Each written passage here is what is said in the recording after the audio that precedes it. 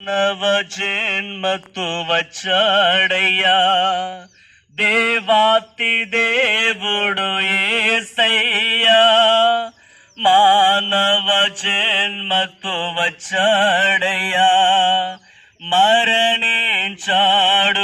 మరి లేచాడు నీ నా పాప విమోచనకై.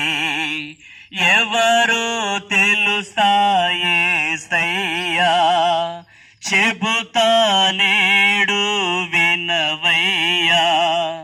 పెడచెవి పెట్టక త్వరపడి వచ్చి రక్షణ పొందవయ్యా,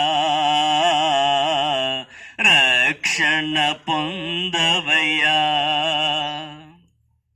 ప్రియమైన దేవుని ప్రజలారా, బోడుగూడెం గ్రామ నివాసులైన మీ అందరికీ మన రక్షకుడును ప్రభువైన యేసు క్రీస్తు ప్రశస్త ఘనమైన నామమున మీ అందరికీ శుభములు, వందనాలు తెలియజేస్తూ ఉన్నాం. ప్రియులరా,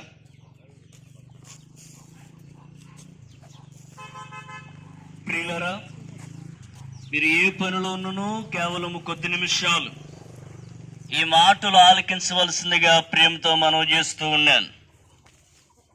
గమనించండి, ప్రభువైన యేసుక్రీస్తు వారు దేవాది దేవుడయుండి ఆయన పరలోక రాజ్యములో ఉండుట విడిచిపెట్టకూడని భాగ్యమని ఎంచుకొనక దాసుని స్వరూపమును ధరించిన వాడై రిక్తునుగా దీనునిగా కన్యక గర్భము గుండా ఈ లోకములోనికి దిగి వచ్చిన్నాడు. అవును ప్రియులరా, ఆయన ఎందుకు వచ్చిన్నాడు అని ఆలోచన చేస్తే లేఖనము చెప్తున్నది, పాపులను రక్షించుటకు క్రీస్తు యేసు లోకమునకు వచ్చెను అను వాక్యము నమ్మదగినదియు పూర్ణాంగీకారమునకు యోగ్యమునయున్నదని లేఖనము సాక్ష్యమిస్తున్నది. అవును ప్రియులరా, ఏ భేదమును లేదు.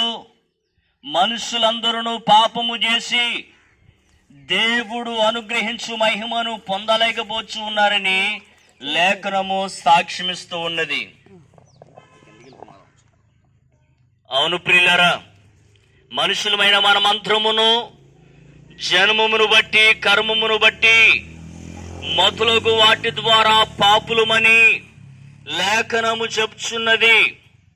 అయితే ప్రియులారెట్టి పాపులమైన మనము దేవాది దేవుడు నివాసం చేసేటువంటి పరలోక రాజ్యములోనికి ప్రవేశించలేము అని, ఇట్టి పాపులమైన మనము మరణానికి శిక్షకును అర్హులమని లేఖనము సాక్ష్యమిస్తూ ఉన్నది. అవును ప్రియులరా, మనము నశించిపోవటం, నరకానికి వెళ్ళటం, యుగ యుగములు నరకపు వేదనలు అనుభవించడము ప్రభువు చిత్తము కాదు. కాబట్టి ప్రభువైన యేసుక్రీస్తు వారు నరవతారిగా ఈ లోకములోనికి దిగివచ్చి నీవు నేను అనుభవించవలసినటువంటి శ్రమలన్నిటినీ యేసుక్రీస్తు వారు సిలువ మ్రానుపైన అనుభవించి ఉన్నారు. అవునండి, ప్రభువైన యేసుక్రీస్తు వారు మన అతిక్రమ క్రియలను బట్టి గాయపరచబడి ఉన్నారు, మన దోషములను బట్టి నలగొట్టబడి ఉన్నారు. ఆయన కాళ్ళు చేతులలో శీలలు దిగగొట్టబడి ఉన్నవి. ఆయన శిరస్సుకు ముళ్ళు కిరీటమును ఎట్టి ఉన్నారు. ఆయన ప్రక్కలో బల్లెపుతో పొడిచి ఉన్నారు. ఆయన మోము పైన ఉమ్ములను ఊసి ఉన్నారు. ఆయన కాళ్ళు చేతులలో శీలలు దిగొట్టి ఉన్నారు. ఇట్టి ఘోరాతి ఘోరమైనటువంటి శ్రమలను ప్రభువైన యేసుక్రీస్తు వారు నీ కొరకై నా కొరకై ఆ యొక్క సిలువ మ్రాను పైన అనుభవించి శాపగ్రహిగా ఆయన సిలువలో మరణించి ఉన్నారు. ఆయన మరణించి సమాధి చేయబడి తిరిగి సజీవునిగా మృతులలోంచి లేచి పరలోక రాజ్యమునకు ఆయన వెళ్ళి ఉన్నారు. ఈ మాటలు వింటున్న ప్రియ సహోదరి సహోదరుడా, దేవుని ప్రజలారా గమనించండి, యేసుక్రీస్తు రక్తము మనల్ని ప్రతి పాపముల నుంచి విడిపిస్తూ ఉన్నదండి.